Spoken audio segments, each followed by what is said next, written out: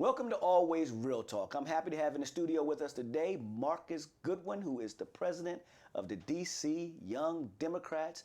Marcus, welcome to Always Real Talk. Thank you for having me. I appreciate you inviting me on. Absolutely. Well, let me tell you how I'm excited that the Young Democrat, I used to be a Young Democrat, by the way. I think you still are by a lot of measures. If you were running for president, you'd be a very young Democrat. I'd be a very young Democrat, absolutely. But I want to get back to, I'm excited about you taking over the realm. You have a great executive team. You guys, I see you on social media. I see you in the streets. I see you at events. That means you guys are putting in the energy and time to really make a difference. Tell us a little bit about, Marcus and why you decided to take this route. Thank you for having me on. Yes. You're right. I'm a DC native. When I was born, my family was living in the Brooklyn neighborhood in Northeast.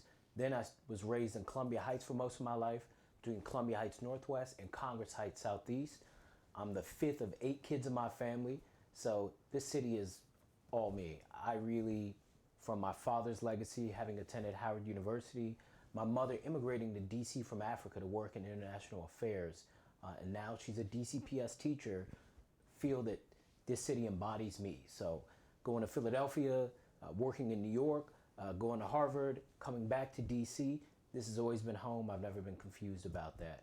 So that's why I think taking the reins of the Young Democrats here helps me get more ingrained in being a part of the process and being part of the change, working not only for the former council member, Jim Graham, but also for Mayor Fenty's administration under the Deputy Mayor for Planning and Economic Development. I saw a lot of communities change and transition from where they were when I was growing up to kind of the DC we see today, which is a lot of economic opportunity, but we struggle with this wealth inequality that we have in the city. So that's one of the big issues that we try to follow as Young Democrats and make an impact on. Well, let me tell you, you're a perfect example. There are many examples here in the District of Columbia, but it's always real talk, so I got to keep it real. Yep. And when I hear people tell me, oh, well, Marcus, he sounds proper, or Marcus, went to Harvard and UPenn, and he doesn't understand the community, it makes me want to throw up.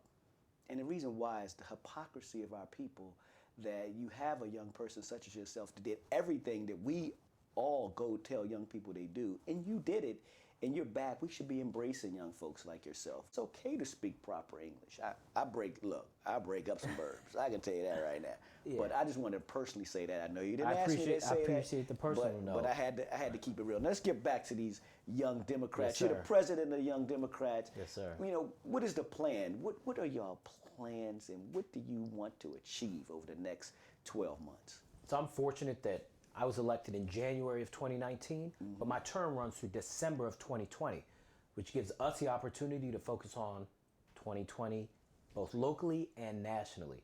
The national perspective gets us right in the mix of looking at the White House, who's running for office from the Democratic Party, and how we can take back the White House, which we currently don't have control of. So our biggest priorities, we've defined them as 5. First is statehood for the District of Columbia. We now got the Young Democrats of America to take up statehood as a national platform issue that the Young Democrats of America support for the District of Columbia as well as Puerto Rico. We also want to focus on the issues that are affecting us locally, like the violent crime epidemic that we see in the city that has lately gone up, but also other crime, such as property crime, that's also affecting people in communities throughout the city. The third issue I'd like to talk about is affordable housing and homelessness. It's constantly in the news. It's visible to all of our eyes, and people feel it when they go out and try to find an opportunity to rent or own in the district. It's a fleeting reality for many people, especially with the wealth inequality we're faced with in the city. So that's a huge issue that we're looking to address. The fourth, I would say, is getting folks in Wards 7 and 8 engaged in the local voting process. We saw voter turnout in the 2018 local elections in the teens of percentages east of the river, whereas in other parts of the city, it trended closer toward 40%.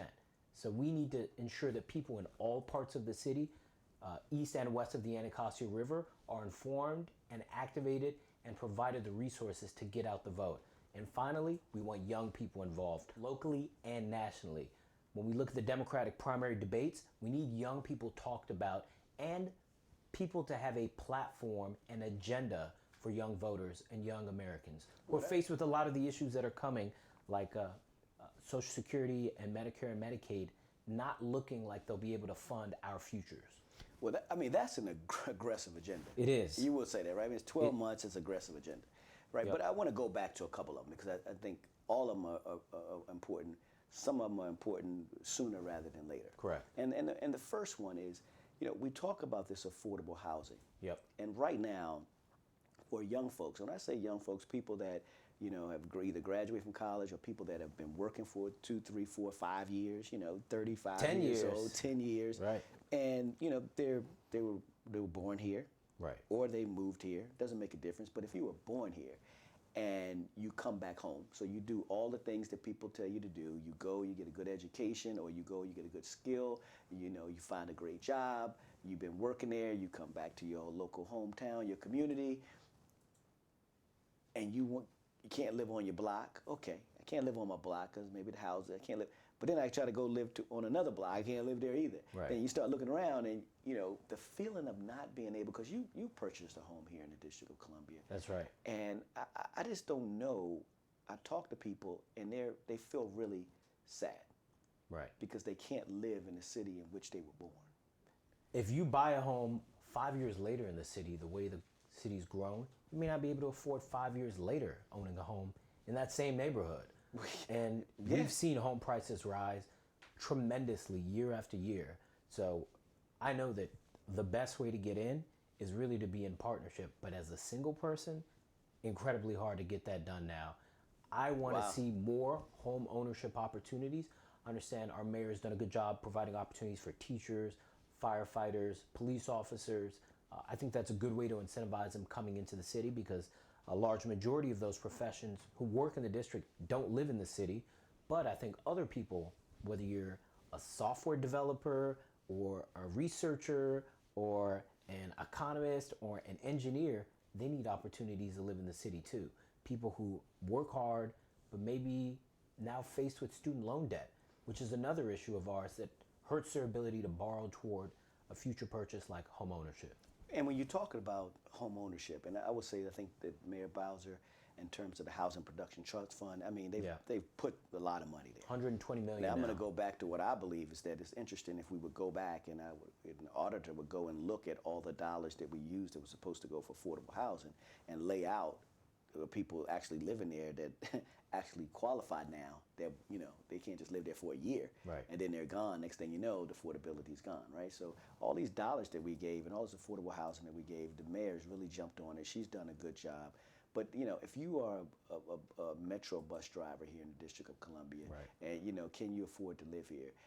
Or can the nurse who's making sure that my elderly parent is being taken care of, can right, they afford to actually live here? Right. I mean, or the teacher teaching your young child, can they afford to live here? Right. And people always talk about the teachers, the firefighters, the police officers. Got that. But then other people, can they afford to live here? So if you're young, do you even look at the District of Columbia? And I'm asking you this question. Right.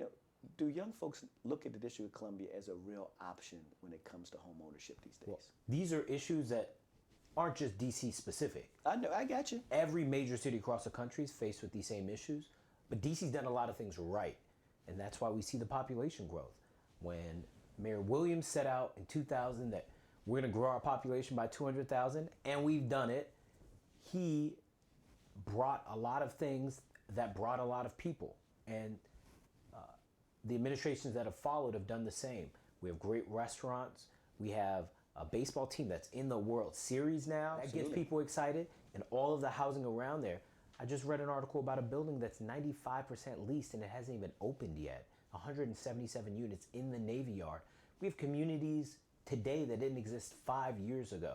So we've definitely become an exciting city with an interesting mix of retail options, with great transit accessibility, with bus lanes and bike lanes that have made it more available for people from the outerlying areas and from other parts of the country wanting to be here. However, that's caused a crunch on the native population that's been here, the senior population that's here, and folks who are in industries where incomes have not risen with this cost of living.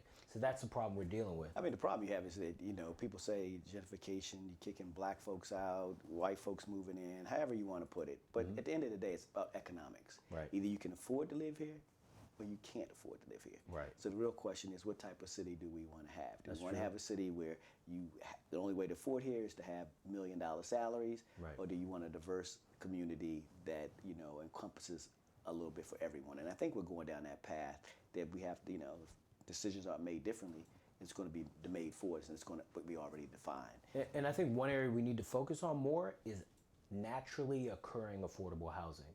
Now, this is a term that's used for communities. Let's back up here. Naturally occurring Correct. affordable housing. So the way affordable housing is priced is based on a HUD estimate of this region for 30, 50, 60, and 80% of the median income. We need more communities where that's the market rate, so that any building they want to move into, they don't have to apply into a program, which there's a backlog. It is. If you apply to get into affordable housing in the district, you're on a waiting list of people. If we have more communities where there's natural occurring affordable housing, you don't have to be a part of the list. You can just go out and shop as any other consumer and find this housing. We're losing those communities in the district, and I want us to work to maintain that. Well, I will say that, Marcus is absolute, a real estate genius, by the way. So just for you haven't figured that out yet. We have a lot of people on the show, and they talk about affordable housing. People talk about what they feel, what they think, but you actually are doing this every single day and trying to implement these type of plans. I feel like I have to step up to every Facebook and Twitter battle to talk about affordable housing, because people don't understand that HUD sets our median income in the Washington region as $121,000 for a family of four. But that same number for Ward 8 in the district is $38,000. So we have a loss of perspective here, and we have two things that don't align. Only the 30% of median income band for our area income could actually support housing in Ward 8. So if people are building beyond that band, they're not accommodating people in these communities. And that's kind of a tension between the fact that there's so much wealth in Fairfax and Arlington and Montgomery County, and it's not reflective of different parts of DC. Now, how do we fix that?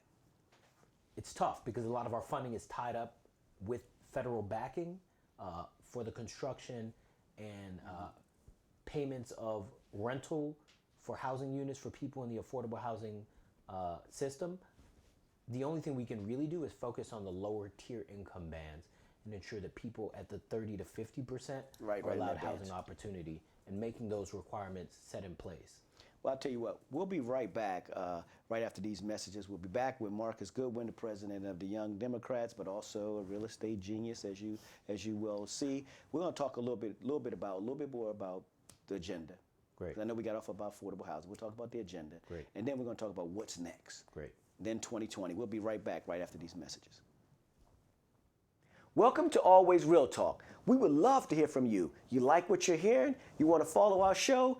Text the word SHOW to 202-410-0522. You got it. Text the word SHOW 202-410-0522, and you'll get our show right on your phone. Because if it's always real talk, it's going to be real.